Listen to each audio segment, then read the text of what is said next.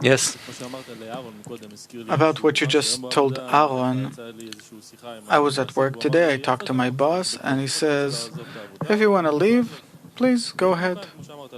Just like here, just like you told Aaron. But what if the laws of the game change? What if our teacher leaves this world? So, okay, we reached a certain level of our connection, corporeal level of connection, we did some work. And okay, how do we continue? Because you're the pipeline that connects us. We're nourished by you, much of our deficiency. I connect you. You're guiding us about how to do it. I guide you, but it's not that I connect. Don't expect me to do the work for you. Then our work is different, but the path, everything that we do, it all goes through you.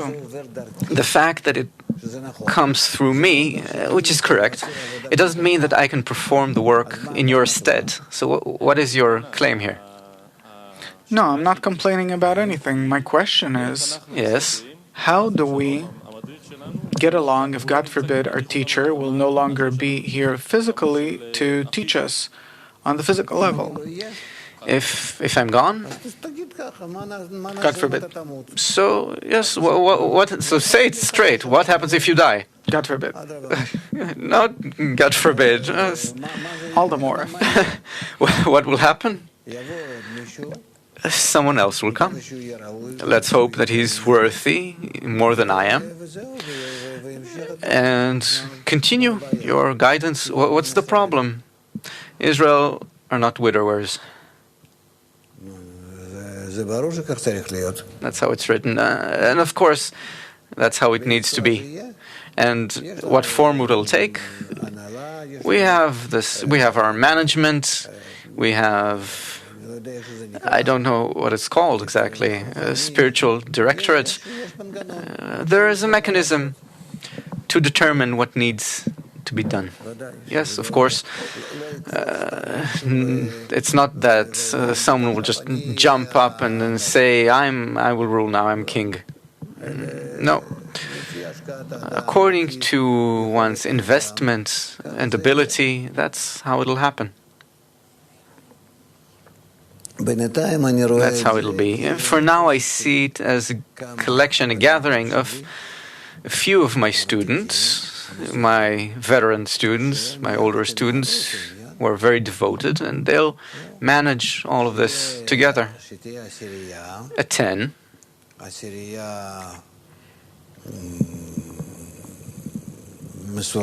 A devoted 10 on the appropriate degree, which will be able to be as one. And this one will govern, will run everything. Maybe so. And it may be that the Creator will bring about some other solution. Don't worry. Of course, it'll happen one day. Yes. Of course, it'll happen, but still, I'm concerned. You need to be concerned every single moment, but not about this, but about being devoted to the upper force above reason, so that whatever happens, whatever may happen, you're in the world of there's none else besides Him, good and benevolent. And within that power, within that energy, you're there. And whatever happens, you're in Him. You do not let go of Him. You do not separate from Him. This is the promise in life. Only this is my security in life. I'm drawn to that. I pray to that. I'm in that only. And it's not that I am dependent on whoever, even me myself. Don't depend on me. I teach you to be as a small child, always attached to me. No, I direct you towards the Creator, always towards Him. To Him through the 10, because otherwise you can't be directed straight to Him. And that's it. So what is lacking here? The question is, do we need patience? I hear you speaking of patience.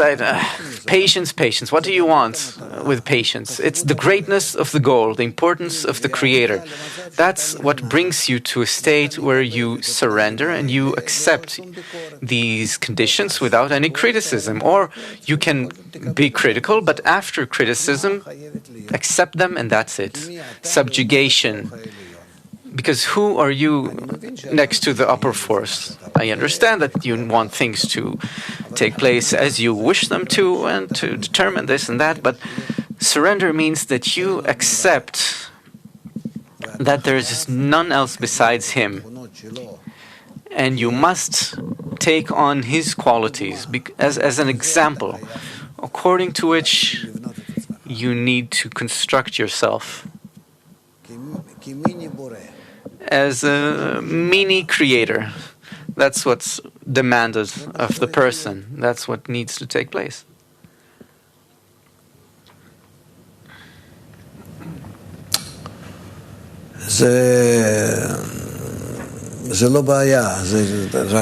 It's not a problem. Just consider all these conditions which are demanded of us. Don't engage your brain. It won't help you. It's a beastly brain. You'll just grow confused. But rather, as much as possible, use your mind, your brain, in order to come to a higher degree. And that higher degree, the first spiritual degree, is conception. Conception means annulling oneself entirely in time, place, movement, everything, accepting the rule of the Creator, none else besides Him. His glory fills the world in everything. Try to live that way, not in earthly, corporeal things, but in spirituality. And then you'll have patience, anything your heart desires, everything. If you take upon yourself this upper force, that you're in His world, what else is left? So, what's lacking here is an agreement by the will to receive that's how it needs to be. And the will to receive will never agree. It'll keep jumping, and you always need to subjugate it. Meaning, this agreement, patience, this pertains to the subjugation of the will to receive. Request it. Request the power of surrender. Power to surrender. What you think, of course, it's not simple, but there is no alternative. No, we need to accept this and perform it, apply it.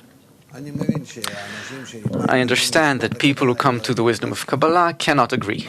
Of course, certainly, it seems to one, it looks to one as if he's the landlord of this world. Until he grows old and dies. And then what? Was he ever a lord over his life? Did he ever truly reveal anything? No, he just jumped up like a silly child, you could say, and that's it. And so we need to understand that we're in a place where there is a power working on us. You want to connect to that power, then first of all subjugate your beast and perform actions in order to come closer to it, to that power. That's it. And you're being given all of the conditions required to achieve this. And this is all for your own benefit. You construct the Creator out of yourself. This is called, and the Lord will be a Lord unto you. All right, where are we?